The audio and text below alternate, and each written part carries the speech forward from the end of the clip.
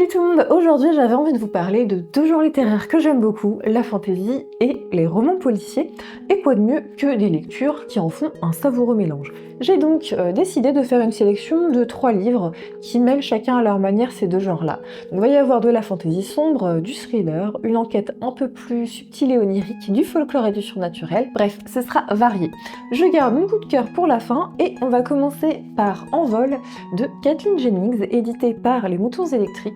Alors Les Moutons Électriques, c'est une maison d'édition indépendante qui a malheureusement fermé au début de cette année, ce qui est une terrible nouvelle pour la littérature de l'imaginaire, parce que c'est grâce à des maisons d'édition indépendantes comme celle-là que l'on peut avoir accès à des textes originaux plus engagés et qui sortent de ce que nous proposent habituellement certaines grosses maisons d'édition bien connues. Et ce livre en est un bon exemple, c'est un mystère. Je trouve qu'il incarne très bien ce mot. On y suit l'histoire de Bettina Scott, une jeune femme de 19 ans dont le père a disparu mystérieusement après un accident de voiture. On ignore s'il est mort ou non, et dont ses 2 frères ont disparu aussi au même moment. L'histoire commence 3 ans plus tard, au moment où Bettina reçoit une lettre étrange qui va déclencher chez elle la volonté de vouloir les retrouver, ou au moins de découvrir ce qui leur est arrivé. Cette enquête, elle va la mener malgré la désapprobation de sa mère, avec qui elle vit depuis tout ce temps, et qui a une très forte emprise sur elle. Et dans cette quête, elle va être accompagnée par 2 anciens amis à elle, Gary et Trish. Mais ce qui est très étrange, et il n'y a pas que ça qui est étrange, parce que tout est bizarre dans ce bouquin, c'est que on sent que Bettina a drastiquement changé par rapport à la perception qu'ont maintenant d'elle ses anciens amis. Bettina ne se reconnaît pas dans la façon dont ils l'aperçoivent, et quand il parle d'elle, on a vraiment l'impression qu'il parle de quelqu'un qui a une personnalité complètement opposée à celle de Bettina, mais on ne sait pas vraiment comment, pourquoi et comment elle était avant, quelle était leur relation avant ces 3 ans où elle a coupé tout contact avec eux. Tout au long de la lecture, beaucoup de questions restent en suspens, et c'est justement ces questionnements qui nous maintiennent dans l'histoire, qui nous intriguent et qui nous poussent évidemment à en savoir plus. On a envie de comprendre ce qui arrive à ce personnage, qui est-elle vraiment, et comme on est dans sa tête, c'est encore plus perturbant parce qu'on perçoit encore plus son trouble à elle. L'un des éléments que j'ai trouvé le mieux écrit, c'est justement la perte de mémoire de Bettina, qui est bien rendue. L'autrice va mêler en fait des bribes de pensées et de souvenirs qui surgissent, qui la font se questionner d'un coup sur qu'est-ce qui est vrai ou non? Est-ce que sa mère a raison ou non? Qui est-elle vraiment? Parce que dans les échanges que Bettina a avec sa mère, on sent qu'elle est extrêmement soumise à elle et qu'il y a une sorte d'emprise psychologique qui s'est mise en place, mais on sent que ça n'a pas toujours été le cas et qu'il y a quelque chose d'étrange dans cette soumission et ce rapport d'autorité, comme une sorte d'aura un petit peu magique, mystérieux. On n'arrive pas réellement à saisir ce qui se passe, ce qui rend évidemment l'atmosphère assez inquiétante, mais qui encore une fois nous donne envie de continuer notre lecture. J'ai bien aimé le mélange d'enquête, et cette recherche de souvenirs, ça donnait encore plus de profondeur à l'intrigue, j'ai trouvé.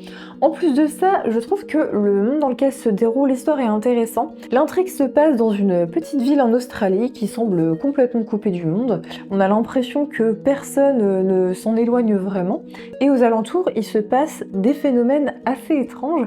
Mais c'est là où ce livre m'a pas mal perturbée, c'est que j'ai eu beaucoup de mal quand même à avoir des images claires dans ma tête, ce qui m'arrive assez rarement dans mes lectures, parce que en fait dans tout le roman on ne sait pas trop où on va, et dans quel type de monde on est réellement. Est-ce qu'il y a vraiment de la magie, des créatures magiques, ou est-ce que ce ne sont que des mythes? Il y a une atmosphère inquiétante et mystérieuse qui plane en permanence, et il est assez difficile de savoir ce qui est vraiment vrai ou non, ce qui appartient au mythe ou au folklore de la région ou pas. Pour moi, on est clairement dans du réalisme magique. Il y a une très grande place donnée au folklore aussi, que j'ai beaucoup aimé. Il y a aussi certaines figures emblématiques de contes, comme celui de la sorcière par exemple, qu'on prend plaisir à reconnaître dans certains personnages. Il y a une part belle dédiée à la nature aussi, avec des belles descriptions et des idées assez originales. On tire un peu sur de l'horrifique par moments, avec des ambiances bien inquiétantes. Ça, c'est des passages que j'ai beaucoup aimés. C'est bien écrit. Peut-être un peu trop surchargé par moment, mais surtout on ne sait pas où on va. L'introduction par exemple, j'avais vraiment l'impression de ne rien comprendre parce que je n'arrivais pas à saisir sur quoi vraiment allait porter l'histoire. Et après en fait j'ai compris qu'il fallait juste se laisser porter. Et puis ce que j'ai trouvé bien fait aussi, c'est que certains chapitres sont des histoires rapportées, qui racontent l'histoire d'autres personnages dans une autre temporalité, qui viennent en fait éclairer certains éléments de l'intrigue principale. Ça c'est un aspect que j'ai bien aimé parce que ça nous laisse à nous, en tant que lecteurs, le travail d'assembler un peu les pièces du puzzle. On essaye de trouver un sens à tout ça et j'aime bien ça dans les romans policiers, quand justement ça exige de nous une lecture un peu plus active. Pour conclure sur ce livre, je ne sais pas, je n'arrive pas à dire si j'ai vraiment aimé ou non, ça m'a surtout laissé perplexe. Il m'a beaucoup intriguée jusqu'au bout, je l'ai lu d'une traite. C'est le genre de livre un peu où il faut accepter vraiment de ne pas tout comprendre et se laisser porter par l'univers, qui est très original et qui fonctionne très bien. Pour moi, c'est un peu un ovni, ça change vraiment de ce qu'on peut lire habituellement. Et j'aime l'aspect enquête, tant dans la quête que Bettina mène pour retrouver et comprendre ce qui arrivait à sa famille, mais aussi dans la recherche de ses souvenirs et de qui elle est vraiment finalement. Et c'est ce que je disais tout à l'heure, mais c'est l'avantage aussi de lire des livres qui viennent de maisons d'édition indépendantes, c'est que ça change de ce qu'on lit habituellement. Je pense qu'il est vraiment important de soutenir ce genre de maisons d'édition pour continuer justement à avoir accès à des ouvrages différents de ce qu'on peut voir. Donc si vous pouvez, ne vous privez pas. Peut-être que si ça vous intéresse, je pourrais faire une vidéo sur des maisons d'édition indépendantes dont j'aime le travail, dites-moi si ça vous dirait et on verra. J'aime beaucoup aussi le travail de la maison d'édition sur le format un peu carré de cet ouvrage. C'est un format d'ailleurs reconnaissable des moutons électriques. Et la couverture a été illustrée par l'autrice elle-même, et je trouve que ça sent parce que elle a du sens par rapport à l'histoire, et j'aime bien justement quand on retrouve dans les illustrations des petits éléments comme ça qui viennent éclairer l'intrigue une fois la lecture terminée. Voilà pour ma première recommandation. Maintenant on va passer à un livre écrit par un auteur français que vous connaissez sans doute, parce qu'il est sorti quand même il y a pas mal de temps maintenant. Je vais vous parler de Druide, écrit par Olivier Perru, édité chez J'ai lu. Alors là, on s'aventure sur des terres plus sombres, et moi, si vous me suivez un petit peu, vous savez que ça me plaît en général. Druide, pour moi, ça a été une très bonne lecture et une belle découverte, avec beaucoup d'éléments qui sont là pour me plaire. Je pense qu'on peut l'apparenter à la dark fantasy, parce que l'univers est sombre et sanglant, et en même temps, c'est un livre qui mêle des éléments de thriller, tout ça dans un monde médiéval fantastique très sombre. Beau programme donc. Déjà commençons par le commencement, l'histoire. On suit l'histoire d'Obrigan, un druide appelé sur les lieux d'un massacre. 49 hommes ont été tués dans une forteresse. Il ne reste presque plus rien d'eux, la scène est d'une violence insoutenable mais surtout incompréhensible puisque ce massacre a l'air de ne pas pouvoir avoir été commis par des humains ou par des animaux non humains. Obrigan est donc appelé en sa qualité de druide pour élucider ce mystère, mais le roi de l'un des deux royaumes qui s'opposent veut utiliser cet incident pour déclarer la guerre à son opposant. Lors d'un conseil, Obrigan propose donc, pour maintenir la paix entre les deux royaumes, de trouver les coupables. Le roi lui donne alors 21 jours pour résoudre cette affaire, avant qu'il ne déclare la guerre à son ennemi. Le décompte commence donc et la course contre la montre débute. Et chaque chapitre correspond à un jour. Alors, le début du livre nous met tout de suite dedans. La scène de crime est absolument atroce et assez bien décrite. On sait qu'on n'est pas là pour rigoler et l'auteur nous fait vraiment bien comprendre que l'ambiance va être pesante. Pourquoi je vous conseille cette lecture ? Déjà parce que j'ai été très impressionnée par la construction du monde et de l'intrigue et qui sont très bien développées, alors qu'il s'agit d'un tome unique. Il n'y aura pas de suite à cette histoire, pour autant, le monde est bien développé, l'histoire et les enjeux sont bien posés dès le début. Il pose directement les bases de son monde et de son univers, les enjeux géopolitiques sont clairs, l'intrigue principale a ce qu'il faut d'enjeux, de personnages, tout en ayant des intrigues secondaires. Ce qui est fort, c'est que on n'a pas l'impression de passer à côté de quelque chose dans cet univers-là, alors que c'est un tome unique, encore une fois, et que c'est un monde assez riche. Les personnages et les éléments de ce monde sont bien exploités jusqu'au bout, les personnages évoluent jusqu'à la fin et ont une histoire qui est aboutie. On remonte loin aussi dans l'histoire des royaumes et beaucoup d'éléments viennent justement s'entremêler pour donner un sens plus grand à l'intrigue principale. Franchement, c'est vraiment bien ficelé. Ensuite, je trouve qu'il y avait de l'originalité dans certaines idées. J'ai bien aimé le lien qu'il y avait entre les druides, la forêt, les arbres et les autres animaux avec qui ils peuvent communiquer. La façon aussi dont était exprimée l'importance de sauvegarder l'instinct des animaux et de ne pas forcément forcer le lien avec eux, par exemple, j'ai trouvé ça intéressant. Le lien fort qu'avaient les druides aussi avec leurs arbres était très bien retranscrit aussi. C'était agréable de suivre aussi principalement les aventures d'un druide aussi, parce que ça change de ce qu'on peut lire habituellement, je trouve.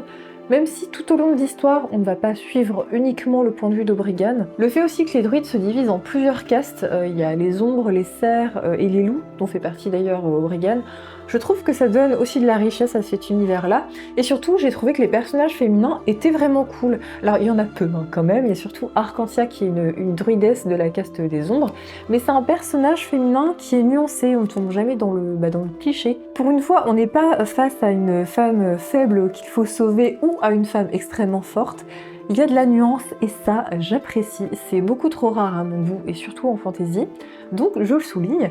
J'ai beaucoup apprécié les personnages en général. Le lien entre Obrigan et ses apprentis est très touchant, on sent qu'il y a un lien filial fort entre eux. Et j'ai beaucoup aimé la façon aussi dont il est tiraillé entre son sens moral qui est très fort et la situation de crise à laquelle il doit faire face. On se demande vraiment s'il va justement réussir à conserver cette droiture ou pas. Malgré ça, je n'arrive pas vraiment à mettre le doigt dessus, mais il y avait quelque chose qui faisait que j'étais pas totalement à fond. À un moment, je me suis demandé si c'était pas parce que certains personnages me semblaient peut-être un peu trop lisses, mais pour autant, c'est pas réellement vrai. Peut-être que comme on est plongé dans un univers très sombre et que j'ai été beaucoup influencée, comme beaucoup, par Game of Thrones que j'ai vraiment adoré, j'attendais peut-être plus de part d'ombre dans les personnages. Il y a juste le prince Yarexon qui est vraiment ambivalent et que je retiens particulièrement dans cette histoire.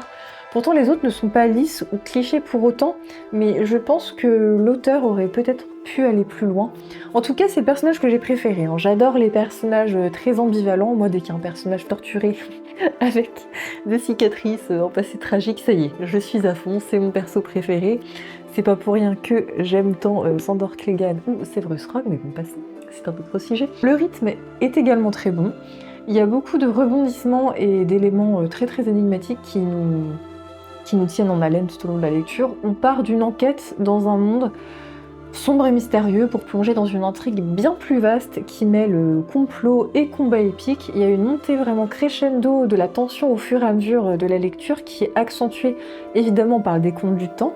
On sait dès le départ que nos héros ont 21 jours pour résoudre l'enquête avant le déclenchement d'une guerre, pas un de plus. Le seul petit bémol que j'ai trouvé à cette lecture, c'est que je trouve qu'on devine un peu à l'avance l'un des coupables, mais c'est pas du tout le plus gros de l'intrigue, donc c'est ça qui est super avec ce livre, c'est qu'il y a une histoire dans l'histoire, donc c'est pas non plus un élément qui a été dramatique. Dernier point positif quand même, il faut en parler, l'écriture, c'est très bien écrit, c'est vraiment très agréable à lire, c'est chouette d'avoir des écrivains français d'imaginaire qui écrivent d'aussi belles choses. Alors, j'ai toujours pas lu Martyr, ouais, je sais c'est un scandale. J'attendais la suite, mais visiblement ça n'a pas l'air d'être au programme pour le moment. Je sais pas si ça le sera un jour, je l'espère. Donc je ne sais pas, j'ai quand même très très envie de le découvrir aussi. Mais en tout cas, si vous ne connaissez pas Olivier Perru, je vous conseille vraiment de lire Druide déjà, parce que c'est un tome unique. Et d'ailleurs, je ne vous présente ici que des tomes uniques aujourd'hui, parce que évidemment j'adore lire des sagas, mais c'est vrai que ça peut être un sacré investissement de temps et d'argent aussi parfois. Bref, avec Druide, on a un univers sombre qui mêle enquêtes fantastiques, des complots, des combats épiques, que des choses qui donnent envie si vous aimez ça. Donc allez-y, foncez découvrir ça si vous le pouvez. Et on va terminer par celui que j'ai préféré, mon coup de cœur. Lu dans Brume, écrit par Hope Mirlis, édité par Kalidor, dans la magnifique collection L'âge d'or de la fantasy, vraiment une superbe collection à découvrir au passage. Alors, ce livre, je l'ai lu 2 fois. La première fois, il m'avait perturbée parce que je n'étais pas habituée à ce genre de littérature de l'imaginaire, mais j'avais beaucoup aimé. Et la deuxième fois, j'ai encore plus apprécié ma lecture. Je crois que ce livre parle vraiment à mon côté rêveuse, qui est très présent chez moi. Je trouve qu'on ne parle pas assez du tout de cet ouvrage, c'est pour ça que je voulais vraiment vous le présenter aujourd'hui. Je suis tombée dessus totalement par hasard dans une librairie il y a quelques années maintenant, et en fait, j'en avais jamais entendu parler à l'époque, et j'ai été attirée surtout par sa 4e de couverture, sur laquelle ce roman est décrit comme étant, je cite, « une œuvre étrange, un chef-d'œuvre inclassable de l'imaginaire ». On est intrigué. En plus, Neil Gaiman le décrit comme étant le roman le plus beau, le plus convaincant, le plus mystérieux et le plus injustement négligé du XXe siècle. Donc quand on dit ça, voilà, on est intrigué, on a envie de découvrir. Je vois qu'en plus, c'est écrit par une femme et des livres de fantaisie adulte écrits par des femmes qui sont mises en avant. Bon, c'est pas ce qu'on voit le plus, hein, on va pas se le cacher. Hope Mirlis, elle a écrit de la poésie, des essais et seulement 3 romans, dont Lu dans Brume, qui est son seul roman de fantaisie. Et ça, c'est un grand regret, parce que j'aurais beaucoup aimé lire d'autres choses comme ça. C'était une contemporaine et amie de Virginia Woolf. Apparemment, d'après ce que j'ai lu, c'est ce roman qui a inspiré Neil Gaiman pour Stardust notamment. Il a été traduit de l'anglais très tardivement parce que ce livre a été publié quand même en 1926 et la traduction française n'est arrivée qu'en 2015. Mais c'est vraiment chouette que ce soit enfin le cas parce que c'est un livre qui mérite vraiment d'être lu et découvert. De quoi ça parle ? L'histoire se déroule en Orrimar et commence dans la belle ville de Ludembrume, une ville paisible jusqu'au jour où le fils de maître Nathaniel Chanteclair, le maire de Ludembrume, va commencer à avoir un comportement très étrange. On va alors le soupçonner d'avoir consommé des fruits féeriques. Problème de taille, les fruits féeriques sont bannis en Orrimar, comme tout ce qui a trait à la faillerie. Le simple mot faillerie est d'ailleurs banni lui aussi. Nathaniel, qui lui vivait une vie tranquille, sans histoire, va devoir agir pour sauver son fils et donc va enquêter sur ce mystérieux trafic de fruits féeriques qui commence à envahir la ville. D'où viennent-ils ? Est-ce le retour tant redouté de la faillerie en Orrimar ? C'est ce qu'il va devoir découvrir. Alors pourquoi je vous conseille vivement cette lecture ? Déjà pour le style. Je vous l'ai déjà dit, pour être emporté, il me faut une bonne histoire évidemment, mais le style est très important pour moi, pour que j'apprécie vraiment ma lecture. Et là, on peut dire que je n'ai pas été déçue. Aude Mirlis a une plume magnifique. Ses descriptions sont très belles sans être longues. C'est riche en vocabulaire, j'ai adoré la plume, elle a une écriture élégante et poétique. On prend un vrai plaisir à la lecture, tant les tournures de phrases sont jolies. C'est vraiment tout ce que j'aime. Le choix des mots, les sonorités, il y a une qualité littéraire indéniable dans ce roman. Ça ne m'étonne vraiment pas qu'elle ait écrit aussi de la poésie. Ce qui m'a surprise dans le bon sens du terme, c'est que c'est de la fantaisie qui change des grands poncifs du genre, ce qui est logique puisque c'est de la littérature de l'imaginaire avant Tolkien, puisque ce roman donc a été publié en 1926, soit 10 ans à peu près avant le Hobbit. Donc il n'y a pas cette grande empreinte qu'a Tolkien sur beaucoup de textes. Ici, pas d'élus, pas de grandes quêtes ou d'épopées incroyables, pas de combats épiques. C'est plus simple, mais ça vaut le coup pour ça aussi, ça change. C'est une grande enquête dans un monde empreint d'une magie discrète et d'un très grand onirisme. C'est un joli mélange de folklore anglais, de faillerie, de contes et d'enquête. Et dans lequel il y a beaucoup d'humour qui est tendre, mais aussi plus incisif et ironique, et ça j'aime beaucoup. L'ambiance aussi entre des moments très légers et humoristiques et des passages beaucoup plus inquiétants. On est pris dans l'histoire. Le trafic des fruits féeriques est entouré de beaucoup de mystères, il y a des personnages qui semblent très malveillants, ce qui donne une atmosphère inquiétante et mystérieuse, qui plane en permanence au-dessus des personnages que l'on va suivre. On sent qu'il se trame quelque chose de grand, que les personnages ne voient pas venir assez vite, mais qui ne va pas tarder à leur tomber dessus, on le sent. L'ambiance est très réussie, les descriptions rendent son univers facile à imaginer, contrairement à Envol pour le coup, et donnent de chouettes images. Pendant toute ma lecture, je me suis dit que ça serait vraiment sympa de voir une adaptation de ce bouquin-là. Ce que j'ai aimé, c'est que ça nous demande d'avoir une lecture active. On a assez d'infos pour essayer de faire le travail d'enquête de notre côté, pour essayer de deviner un petit peu l'intrigue, et ça, c'est chouette parce qu'il n'y a rien de pire que les romans policiers qui ne donnent aucune clé pour permettre aux lecteurs de faire leurs propres suppositions et qui te donnent la réponse introuvable à la fin. Franchement, quel est l'intérêt ? Alors là, il y a des choses facilement trouvables quand même. J'ai pas eu beaucoup de surprises, mais il y a pas mal d'éléments qui reste très mystérieux et malgré ça on ne s'ennuie pas parce qu'il y a assez de rebondissements. Et alors pour ce qui est des personnages, moi qui aime les portraits incisifs et justes de Jane Austen, c'est un aspect qui m'a beaucoup plu parce qu'elle a une façon fine et intelligente de les décrire. Ils sont très différents, hauts en couleur, certains sont tout de même assez archétypaux, mais ça m'a pas vraiment dérangée parce qu'elle arrive vraiment à décrire avec subtilité et justesse leurs sentiments et leurs comportements. C'est fait avec humour, elle est moqueuse, c'est mordant et ça rend leur portrait intéressant et divertissant surtout. Ils sont très humains avec leurs travers, comme les commérages par exemple.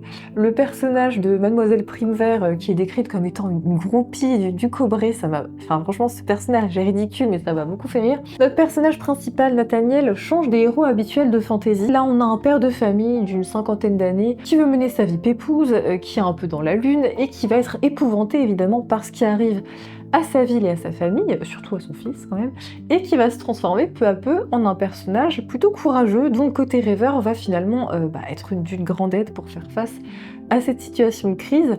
Au départ, ils sont un peu quand même des caricatures d'eux-mêmes, mais ils ont une évolution qui est intéressante. Pas tous, mais ça montre aussi que certaines personnes ne changent jamais. J'ai aussi aimé les thèmes et les propos que l'autrice développe en filigrane. Elle fait en fait une sorte de critique sociale de l'Angleterre de l'époque en décrivant un système politique coincé avec des hommes de loi qui appartiennent tous à la même catégorie sociale, qui prônent le repli sur soi, le rejet de l'autre et de la différence, mais qui vont être obligés de s'y heurter justement. Elle met en opposition ce monde bourgeois incarné par des hommes de loi plutôt âgés, fiers de leur position, très repliés sur eux-mêmes, qui veulent que rien ne change surtout.